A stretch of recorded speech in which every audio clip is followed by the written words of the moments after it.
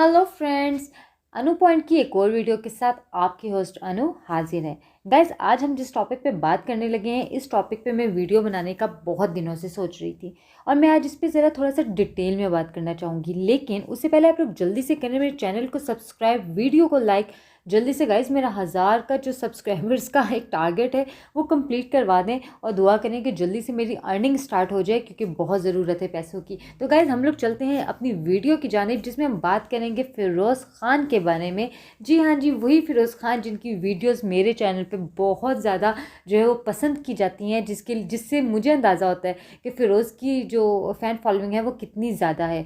और मुझे लगता है कि वो डिज़र्व भी करती हैं एक अच्छी फ़ैन फॉलोइंग, क्योंकि वो एक बहुत अच्छे एक्टर हैं। उनकी एक्टिंग बहुत कमाल है, बहुत अच्छे अच्छे उन्होंने हमें ड्रामास दिए हैं। और मुझे ऐसा लगता है कि जितने अच्छे और बाकमाल वो एक्टर हैं, उन्हें उस तरीके से कम पाकिस्तान में उस तरीके से प्रेज़ नहीं किया जाता। लेकिन हाँ, इंडिया अपना हक अदा करता है और इंडिया के जितने भी व्यूवर्स हैं वो फ़िरोज़ से सही मोहब्बत करते हैं और वो हमेशा सबूत देते हैं इस बात का। तो गाइस, खैर ये तो एक प्रोफेशनल लाइफ थी है, उसके ऊपर मैं बात कर रही हूँ, जिसमें ठीक है शायद उन्हें कोई पसंद करता होगा, कोई नहीं पसंद करता होगा, विच इज़ फाइन। ऑब्वियसली हर एक की एक अपनी पसंद नापसंद होती है। पर जब हम लोग बात करते हैं किसी की पर्सनल लाइफ के ऊपर, तो वहाँ मुझे समझ में नहीं आती है कि हम लोग क्यों क्यों हम लोग बहुत ज़्यादा जो है ना वो नेगेटिव थॉट्स के साथ किसी के तरफ जाते हैं। हम हमेशा लोगों को क्यों मतलब अपने एक नज़रिया बना लेते हैं और उसी नज़रिए के अंदर जज करते हैं। फ़िरोज़ ख़ान, उनकी शादी हुई किस तरीके से, फिर किस तरह उनकी डाइवोर्स हुई, उनके बच्चों की custody, each and everything social media पे भरा हुआ है। मैंने बहुत सारी वीडियोस बनाई इसके ऊपर।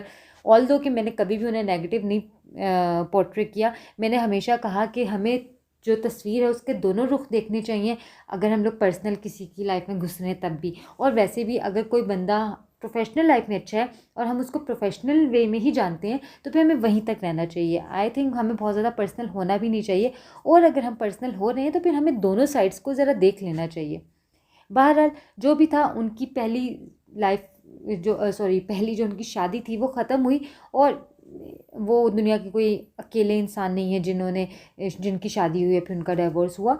बहुत ज़्यादा लोग हैं आम जिंदगी में, हमें मतलब हमारी फैमिलीज़ में, हमारे फ्रेंड्स में, इर्द गिर्द हमें बहुत सारे ऐसे लोग मिल जाते हैं, लड़के हों या लड़कियां, जिनकी फ़र्स्ट जो शादी होती है वो कामयाब नहीं होती है और ख़त्म हो जाती है। इसमें ज़रूरी नहीं होता कि हमेशा गलती लड़के की हो या हमेशा गलती लड़की की हो। बाज़ू के दोनों साइड्स की बराबर की गलती होती है। बाज़ू के चीज़ें नहीं सही तरीके से चल पाती हैं, ठीक है, डोमेस्टिक वायलेंस भी हो जाता है, मैं कभी भी इस चीज़ को सही नहीं कहती। बहरहाल, इन सब चीज़ों के साथ हम लोग अगर ये देखें कि जो भी हुआ, लेकिन एक चीज़ ख़त्म हो गई, मतलब सेपरेशन हो गई, बच्चों की कस्टडी का केस हो गया। अब एक बंदा मूव ऑन कर गया है और अब उसने दूसरी शादी कर ली है, ठीक है।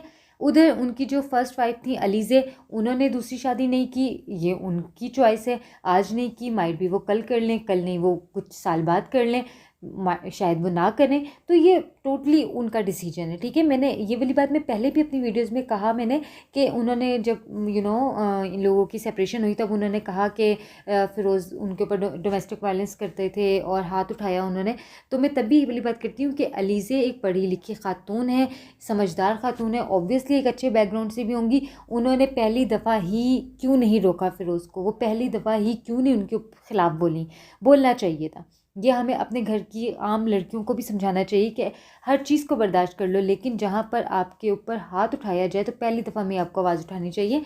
ये नहीं होता कि बहुत एक टाइम गुजार दो और फिर एकदम से आप आके इतने इनोसेंट बन जाओ, क्योंकि आपने उस आदमी को या उस इंसान को पहले अपने ऊपर हावी कर लिया, जानकर, प्यार मोहब्बत में या किसी भी तरीके से, जो भी आपके रीजंस थे, और फिर एकदम से आप आकर उसका करियर तबाह करने की कोशिश करो, तो वो गलत चीज़ है।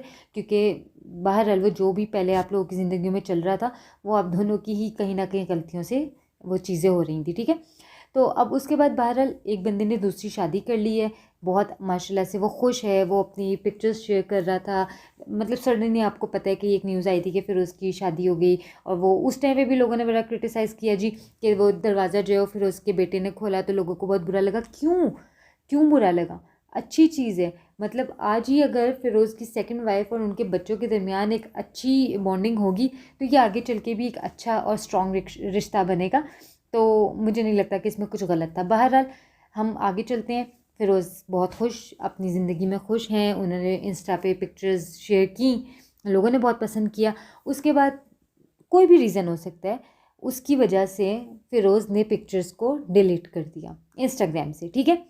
अब जो हेटर्स हैं, जिनका काम होता है कि हमेशा ऐसे पॉइंट्स को हाईलाइट करना जिससे किसी को तकलीफ़ हो, तो उन हेटर्स ने क्या कहा, उन्होंने कहा जी फ़िरोज़ की तो दूसरी शादी भी जो कि जून में हुई थी और ये 2-3 महीने के अंदर अंदर 2 महीने के अंदर अंदर वो भी ख़त्म हो गई है। इनफैक्ट वो लीज़े जो कि बहुत इनोसेंट हैं, जो कि मैं यही कहूँगी, मतलब मेरा उनसे कोई पर्सनल ग्रजेस नहीं है और मैं ये भी नहीं कहती कि वो गलत हैं, ठीक है उनके साथ बुरा हुआ। और लेकिन मुझे ऐसा लगता है जब आपके साथ बुरा हो गया, आप कोर्ट में चली गई, आपने चीज़ों को सब कुछ तो हो गया, अच्छा या बुरा जो भी था फैसले हो गए हैं। अब आप अपनी ज़िंदगी में मसरूफ़ हो गए हो, अगला बंदा अपनी ज़िंदगी में, तो अब आपको किसी सॉरी, डायरेक्टली और इनडायरेक्टली किसी भी तरीके से आपको दूसरे पे कमेंट नहीं करना चाहिए। अ, बातें होने लगी, मतलब हमारे ही यूट्यूबर्स और मुख्तलिफ़ जगहों पे बातें होने लगी सोशल मीडिया पे कि फ़िरोज़ ने अपनी दूसरी वाइफ से भी उनकी अनबन हो गई है और शायद उन्हें छोड़ दिया है। और उसी दौरान अलीज़े का एक ट्वीट भी आया कि शादी हमेशा एक इंसान के बच्चे से करो। तो मेरा तो पहला सवाल अलीज़े से ये है कि भई आपने ये क्यों नहीं सोचा था अपने टाइम पे? आँखें बंद थी आपकी? क्या रीज़न था? मतलब इस तरह का कमेंट देना बनता ही नहीं था। तो उनकी तरफ से तो ख़ैर मुझे नहीं पता कि वो बंदी क्या सोच के वो अपने आप को इतना इनोसेंट साबित करने की कोशिश कर रही है। क्यों भई? कोई ज़रूरत ही नहीं है। आप तेज़ हो, चालाक हो, आप मासूम हो, आप कैसी भी हो, उससे किसी का कोई लेना-देना नहीं है। बस आप अपनी ज़िंदगी में खुश रहो, अपने बच्चों के साथ, अपनी फ़ैमिली के साथ, बस। उसके अलावा जो है लोग कुछ नहीं चाहते, क्योंकि टू बी वेरी ऑनेस्ट आपका कुछ ऐसा करियर नहीं है जिसकी बेसिस पे आपके फ़ैन बहुत ज़्यादा होंगे। शायद इस केस की बेसिस पे हों तो ठीक है, उन फैंस को आप खुश रखो, कुछ अच्छी टिप्स दो उन्हें, कुछ अच्छी बातें उनसे डिस्कस करो। ज़रूरी नहीं है कि नेगेटिविटी को ही फैलाओ। और क्योंकि कमेंट्स या ट्वीट्स सब समझ जाते हैं कि कौन किसके बारे में बात कर रहा है, ठीक है। और दूसरी तरफ आते हैं हम फ़िरोज़ की। तो यार हमारी अपनी ज़िंदगी में भी ना हम अक्सर ऐसा करते हैं, पिक्चर्स अपलोड कर देते हैं, उसके बाद हमें किसी भी रीज़न्स की वजह से हम उन पिक्चर्स को हाइड कर देते हैं, डिलीट कर देते हैं। इसका मतलब ये नहीं है कि हमने उस बंदे को अपनी ज़िंदगी से डिलीट कर दिया या हमारा उसके साथ कनेक्शन से ही नहीं चल रहा तो अब हम उन पिक्चर्स को हटा रहे हैं। पर हमारे यहाँ ये एक बहुत बड़ी वो हो गई है कि मतलब लोगों को लगता है कि बस सोशल मीडिया पे ही निकाह हो रहे हैं और सोशल मीडिया पे ही डाइवोर्सेस हो रही हैं। ऐसा नहीं है। और जैसे ही फ़िरोज़ ने वो पिक्चर्स को हाइड कर दिया या जो भी उनके रीज़न्स थे, उन्हें डिलीट किया, जो भी था, लोगों ने तो कमेंट्स पे कमेंट्स करना शुरू कर दिए। जी चलो, इसने पहली को नहीं बसा सका, अब ये दूसरी को भी नहीं बसा सकता, और पता नहीं क्या-क्या। तो बहुत गलत बात थी। बहरहाल इसका जवाब खुद फ़िरोज़ ने ही दिया। फ़िरोज़ ने दोबारा से उन पिक्चर्स को अपलोड किया। उन्होंने साथ में कैप्शन भी दिया कि वो अपनी सेकंड वाइफ़, अपनी जो उनकी वाइफ़ हैं डॉक्टर ज़ैनब दुआ शायद उनका नाम है, तो उसके साथ बहुत खुश हैं। और मेरी तो दुआ है कि अल्लाह में उन्हें हमेशा खुश रखे और उनकी शादी को सलामत रखे, क्योंकि बहुत सारे लोगों की नज़र है और लोग शायद इंतज़ार कर रहे हैं कि कब ये शादी टूटेगी। ये सबसे ज़्यादा गलत बात है इस पूरे सिनेरियो में, लोगों की नेगेटिविटी ये है। और ये लोग कोई दूसरे नहीं हैं, ये आप और हम हैं, आम आवाम जो है ना। मैं ये सोचती हूँ कि आजकल के दौर में, इस वक्त में, जबकि इतनी नेगेटिविटी है, इतनी मायूसी है, नफ़्सा नफ़सी का दौर है, हर किसी को अपनी पड़ी हुई है, तो फिर भी ये कौन से लोग होते हैं जिन्हें दूसरों की इतनी ज़्यादा पड़ी हुई है कि हम मुझे ऐसा लगता है हम किसी को कुछ नहीं दे सकते ना, तो हम दुआ तो दे सकते हैं, हम किसी के लिए बेस्ट विशेस तो दे सकते हैं ना। पर हम लोग वो भी नहीं कर रहे हैं। हम लोग इंतज़ार कर रहे हैं कि इसका घर ख़राब हो, ये कुछ गलत करे, ये कोई कोई बस किसी तरीके से इसके अंदर से हम कोई नेगेटिव बात पकड़ लें और फिर हम इसका इसके माँ बाप, इसके बहन भाई, इसके तमाम मिलने जुलने वाले हर एक की ज़िंदगी अज़ाब बना कर रखते हैं। और इसको तो हम जीने का हक ही ना देना, इससे तो जीने का हक ही छीन लें। फ़िरोज़ के साथ जो पहले हुआ 3-4 साल में, अच्छा या बुरा, वो अब या पहले तो उन दोनों मियाँ बीवी का मामला था, अब वो भी सेपरेट हो गए हैं। उनका जो केस वगैरह चला, जो भी चीज़ें हुई, ज़ाहिर सी बात है लीज़े ने भी ऐसे ही नहीं छोड़ दिया ले देकर और चीज़ों को ठीक है, उनका हक भी बनता था, निकाह हुआ था और उनका हक मेहर और जो भी उनकी डाइवोर्स के टाइम पे भी उनको बच्चों की कस्टडी का भी जो सीन था सारा, और जो भी था बहरहाल वो उन लोगों का सेटलमेंट हो गया। उसके बाद अब फ़िरोज़ जाने और अल्लाह ताला जाने, अलीज़े जाने, अल्लाह ताला जाने, हमें उन चीज़ों में नहीं पड़ना चाहिए, लेकिन हम लोग फिर भी बार बार उस चीज़ को ले आते हैं बीच में, ठीक है।